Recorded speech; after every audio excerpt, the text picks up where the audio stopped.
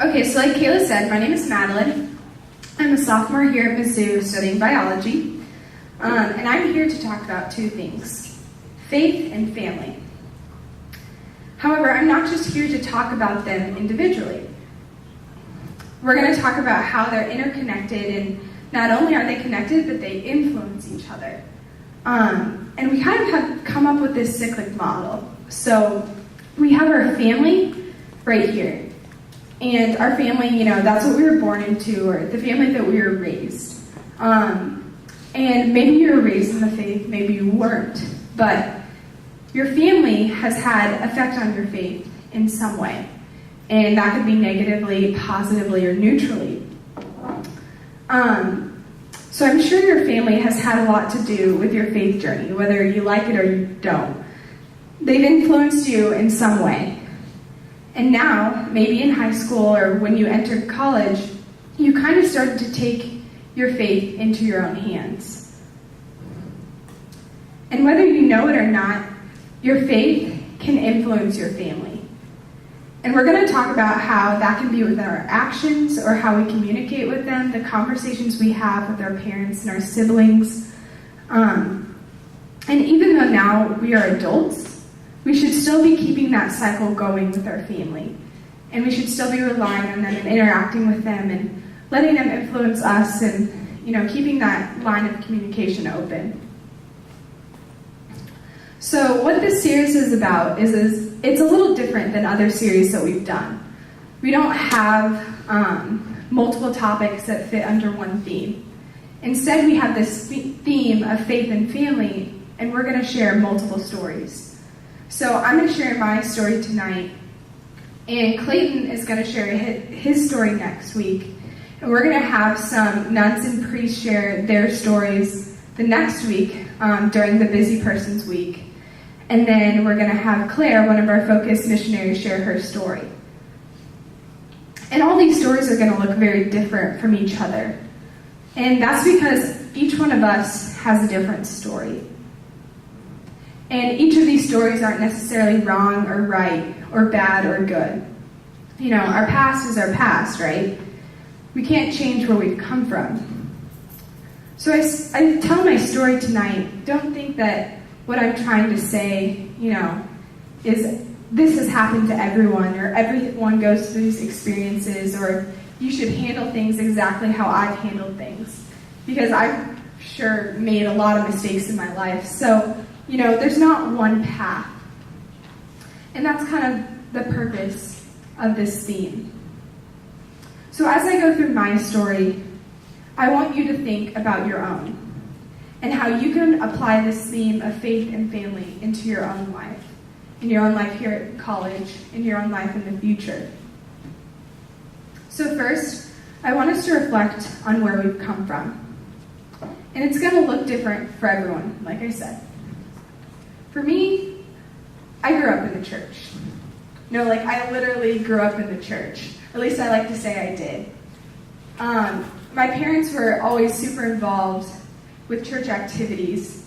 We were always setting up and cleaning up for fish fries, spaghetti dinners, pancake breakfasts. We decorated for Christmas and Easter and Good Friday and Lent and ordinary time. So it seemed like I was constantly just hanging out at the church. And before I was really old enough to help, I would just hang out with the other kids who were dragged there as well. So we got into a lot of mischief, but we had a lot of fun too. One story is we would often play hide and go seek in the school, and we'd hack into the intercom system and send each other messages, or we would sneak into the priest's residence, and then my friend got locked in there one time, and our parents were not pleased when they had to get the priest to let him out. So I spent a lot of time in the church, and my parents didn't really spend a lot of time telling me why faith was important, but since I was there all the time, I just kind of knew. And I didn't really understand what that meant for me, but I just kind of knew it was important. And that was a big deal of how I eventually grew into my faith. Even when I was younger, I know I talk about Iowa a lot, and I'm from Iowa, And I love it, but I did live in Missouri for 4 years when I was a kid. And in Sedalia, Missouri, there weren't a lot of preschools when I was going to preschool. So I went to a Presbyterian preschool. And my best friend, her name was Tori, wasn't Catholic. And as we were preparing to enter kindergarten, my mom was telling me that we weren't going to be in the same school next year. I was heading on to Sacred Heart, the Catholic school in Sedalia, and she was going to the elementary for Smith Cotton, a public school. And I was like, why can't we go to the same school? And my mom said, well, not everyone's Catholic, and it costs a lot of money, and not everyone can pay for that education if they're not Catholic. And I was like, well, what's a public school then? And she said, well, it's still a really good school, it's just they can't talk about God. And I was shocked. I was like, what? They can't talk about God? Like, 5-year-old me was angry. Like, I was ready to throw down. I was so mad. And my mom tells this story a lot because it just kind of shows, like, even as a young child, like, I knew my faith was important, even if I didn't understand a lot of things at that time. So, as I said earlier, my parents definitely led by example. And they didn't necessarily drill it into us, but we just knew. And as I went on through Catholic grade school and Catholic high school, I had a lot of things right at my fingertips. I would always expect to go to church with my family on Sundays and pray both at the beginning of every school day. And things were it was just easy. Like, it was just easy to live by faith. But easy isn't necessarily always a good thing. I became complacent a lot. I didn't spend a whole lot of time developing, my personal relationship with God and with Christ. And it was more just going through the motions. So I guess that's one way that it almost negatively influenced me a lot. But actually the times that I felt the closest to Jesus Christ in my younger years were the hard times in my family. So I had a very supportive family, and I loved them a lot. But it wasn't always like roses and sunshine. Every family has their things. My siblings and I are really competitive with one another. We don't always get along. In fact, a lot of the time, we don't get along. And my parents argue, and all 5 of us have communication issues. And when these problems arise with the ones that are closest to us, the ones that we love the most, it can be really upsetting. And it can make for some really lonely nights. And I spent a lot of those nights just wondering why. But those are when I turned to Christ the most, and when I prayed my hardest. So those are just a couple ways that my family has influenced me. I want to tell you a story, and you've probably heard it before. It's with Jesus in the wedding at Cana. Jesus and his mother went to this wedding, and they ran out of wine. And his mother turns to him and says, "Son, you need to do something about this." And he says, "Woman, my time has not yet come." And she just turns to the servants and says, "Do whatever he tells you to do." So even Jesus, he wasn't necessarily thinking that he was ready, to enter into his public ministry, but he was an adult, and his mother still had an influence to jumpstart his first miracle in his public ministry. And I think that's so cool that someone like Christ can still, need and have a good relationship with his family. And Mary's just really awesome because she told him to do that. Right now, we're all grown up. We may not feel like it. We may not act like it. We may not be ready to grow up. But here we are. We're in college, and we have responsibilities.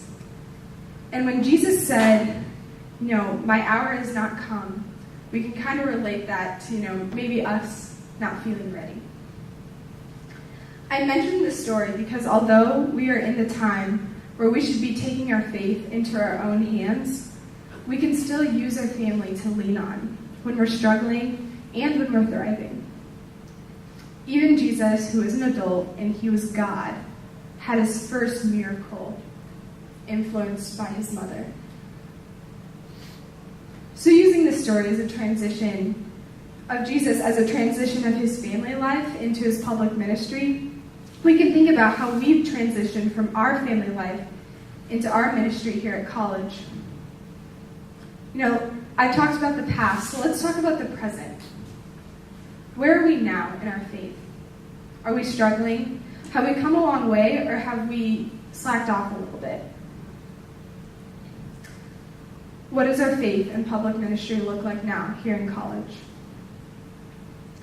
I mentioned earlier that I often felt like my earlier faith was more complacent, less personal, more going through the motions. However, now, as I've entered college, I honestly feel like my faith has blossomed here. And it's because I've taken it into my own hands.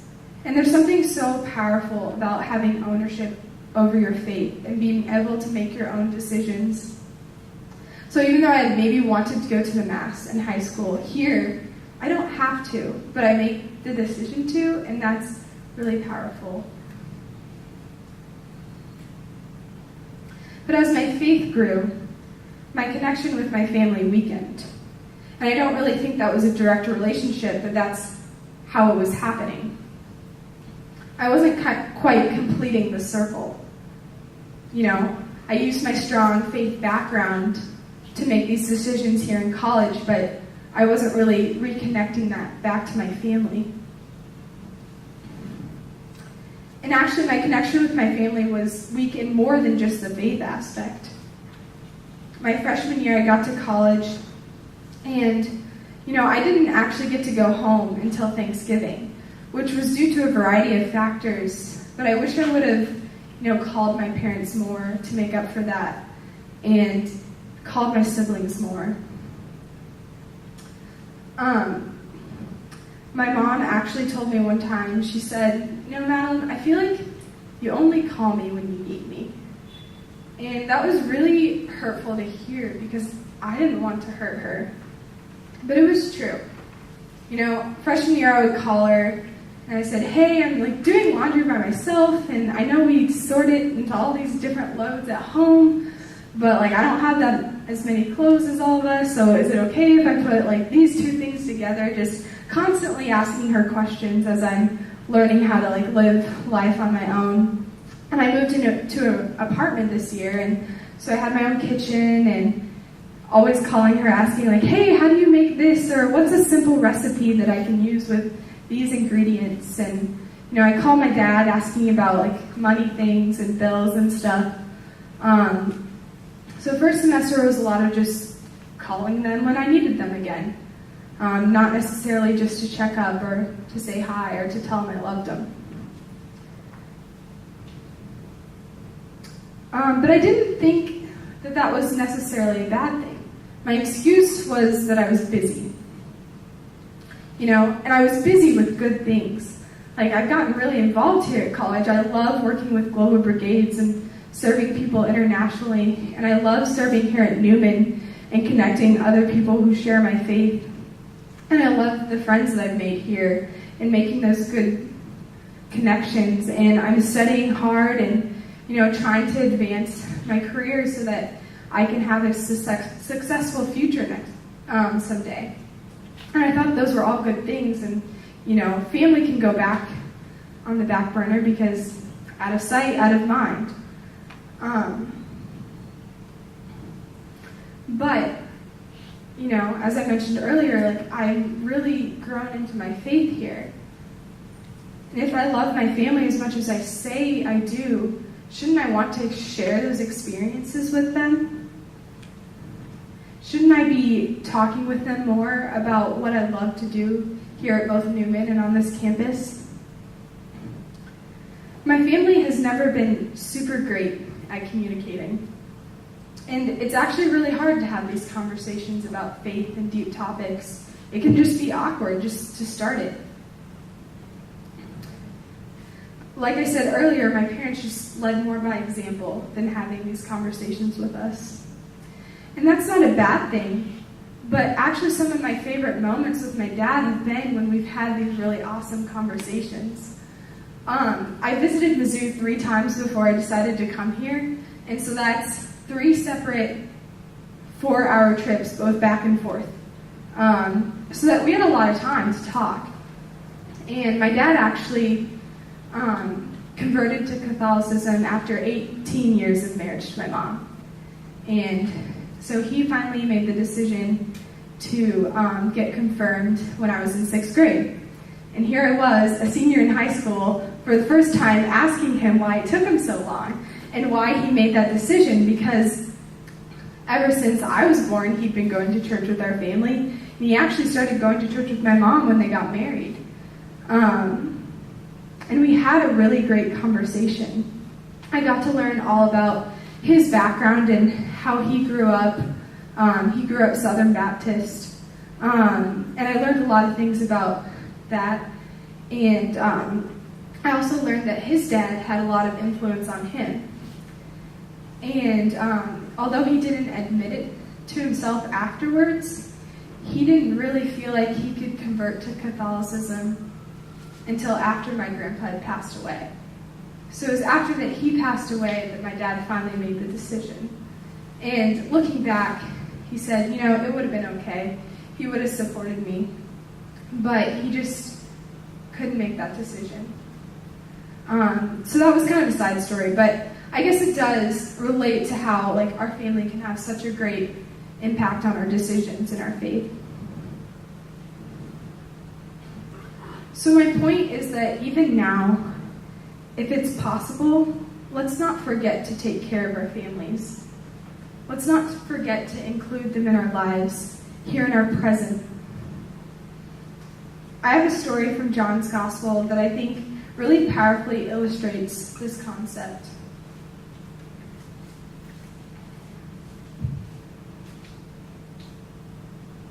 Standing by the cross of Jesus were his mother and his mother's sister Mary, the wife of Clopas and Mary of Magdala. When Jesus saw his mother and the disciple there whom he loved, he said to his mother, "Woman, behold, your son." Then he said to the disciple, "Behold, your mother." And from that hour, the disciple took her into his home.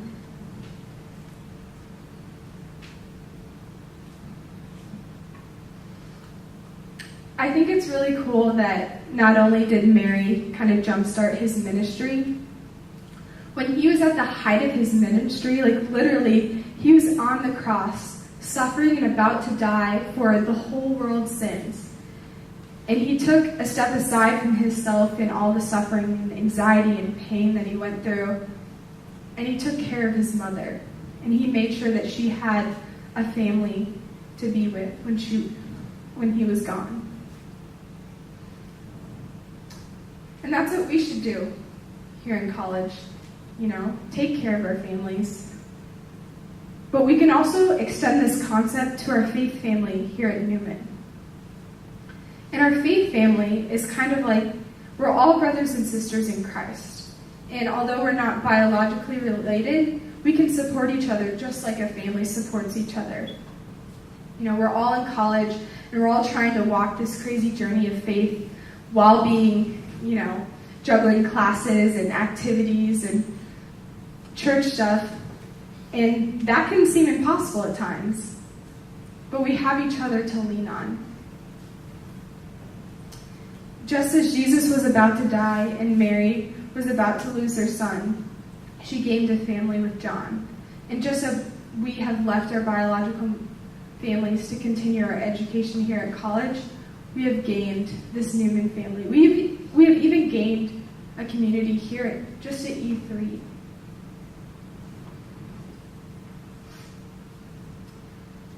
I found really great comfort in this family. because I was surrounded by such a great support system in high school and at home, I wasn't sure where I was going to find that here in college.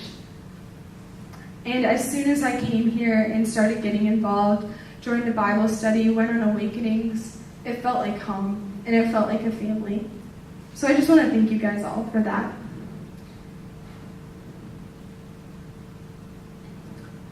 So where are we at now? What does our faith look like? How are we connecting with our families? One of my favorite movies is Perks of Being a Wallflower. And I've taken away multiple great quotes and messages from it. But one of my favorite quotes is, "We can't choose where we come from, but we can choose where we go from there."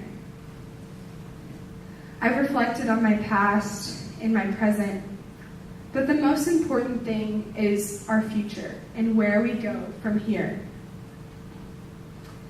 And I needed to make some goals to really accomplish these things that I was struggling with, especially connecting with my family. So I definitely want to improve my communication. And I actually have called my mom a lot more this semester and called my dad too, because he gets jealous when I call my mom more than my dad. Just talking with my siblings about their activities in high school. And my brother's a freshman and he's experiencing a lot of new things in high school. But as I was giving this talk for the first time, I was expressing my doubts in myself and how I've been a terrible daughter and a terrible sister, and I've really screwed up connecting with my family. Elise just kind of turned to me and she said, "But Madeline, you can influence your family by more than just words. You influence them by your actions too." And that's absolutely true. And I started reflecting on things that have happened this year. My brother actually texted me a couple weeks ago and he said, "Hey, what's the link to the YouTube site? I wanted to watch, have you done any E3 talks lately? I wanted to watch one." So I had mentioned that, I give talks and they get put on YouTube, and he wanted to watch one of my talks, which is really awesome. And he also called me earlier this year and he said, "I know you really like retreats, Madeline, and didn't you just go on one in college?" And I said, "Yeah." And he said, "Well, should I go on this freshman retreat in college?" And I was like, "Yes, go. I love that retreat. It was really awesome." So I guess, just being myself and doing the things that I love influences my family too. And whether that's, your family directly realizes it or just plants a seed back somewhere in their mind, you are influencing your family just by being yourself. So another goal that I would set for myself is to continue to do that. I want to continue to work to support my faith family here at Newman and know that I have a support system to lean on too. And my final goal is my family in the future.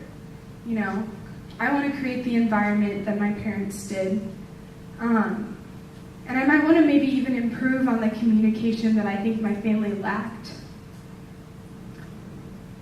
So we're going to go into some reflection soon. I just want you to write a story. Where did you come from? What does your past look like? How were you raised? Were you raised in the faith, not in the faith? Where are you now? What does your faith look like in college? Are you keeping up with your family? Are you keeping up with your Newman faith family? And where do you want to go in the future? Should I just write a story?